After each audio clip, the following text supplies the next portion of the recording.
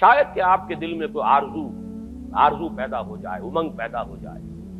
حضور نے جہاں یہ خبر دی ہے، ساتھ ہی یہ بھی خبر دی ہے وَلَا تَزَالُ طَائِفَةٌ مِّنْ أُمَّتِي عَلَى الْحَقِّ ظَاهِرِينَ، لیکن میری امت میں ایک گروہ ہمیشہ حق پر غالب رہے گا، حق پر قائم رہے گا۔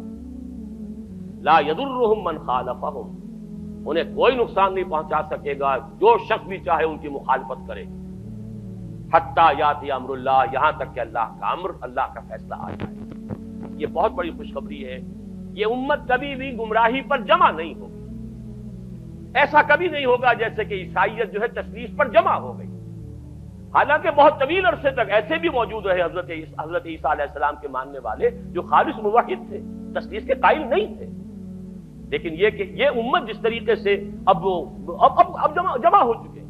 اب کوئی عیسائیت کی ڈینومینیشن ہو، کوئی چرچ ہو، وہ پروٹیسٹنٹس ہو، وہ کوئی ہو، وہ کوئی گریک چرچ ہو، کوئی آرتھوڈاکس چرچ ہو، پروٹیسٹنٹس ہو، کیتھولکس ہو، کوئی ہو، سب کے سب تثلیث کے اوپر سب کے سب متفق ہیں۔ توحید ان کے ہاتھ سے جا چکی۔ حضور نے جو خبر دی ہے خوشخبری، میری امت کا معاملہ یہ نہیں ہو سکتا۔ کیوں نہیں ہو سکتا؟ عقلاً آخری امت ہے۔ ظاہر بات ہے کہ حضرت مسیح کی امت بگڑ گئی تو حق کو بیان کرنے کے لیے محمد رسول اللہ آ گئے صلی اللہ علیہ وسلم۔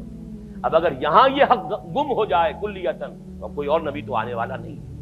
لہذا حضور کو بھی پروٹیکشن دی گئی، حضور کے دین کو بھی پروٹیکشن دی گئی، اور اس پروٹیکشن ہی کا ایک پہلو یہ ہے کہ میری امت میں ایک گروہ ہمیشہ حق پر قائم رہے۔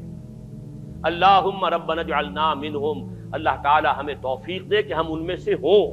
یہ آرزو تو کم سے کم دل کے اندر پیدا کیجئے، یہ امنگ تو پیدا ہو جائے۔ اگرچہ مجھے معلوم ہے کہ ماحول وہ ہے جس کے بارے میں اقبال نے کہا ہے کہ آرزو اول تو پیدا ہو نہیں سکتی کہیں، اور ہو جائے تو مر جاتی ہے یا رہتی ہے خام۔ ماحول غذا نہیں دیتا، آکسیجن ہی نہیں ہے، 2 پتیاں تو نکلی تھی بیج میں سے لیکن مرجھا گئیں، اس لیے کہ غذا نہیں فضا۔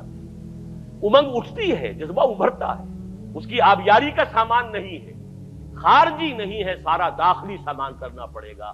اپنے اندر کا تیل جلانا ہوگا، باہر کا تیل نہیں ملے گا۔ اقبال نے یہی بات کہی ایک شعر کے اندر، کر اپنی رات کو داغے جگر سے نورانی، کر اپنی رات کو داغے جگر سے نورانی، اپنے اندر تیل جلاؤ، اپنے جگر کا تیل جلاؤ، اس سے روشنی حاصل کرو گے، ماحول سے تمہیں روشنی نہیں ملے گی۔ اپنی اس آرزو کو پروان چڑھاؤ، لیکن اپنے اندرونی جذبے کے ساتھ استقامت کرو۔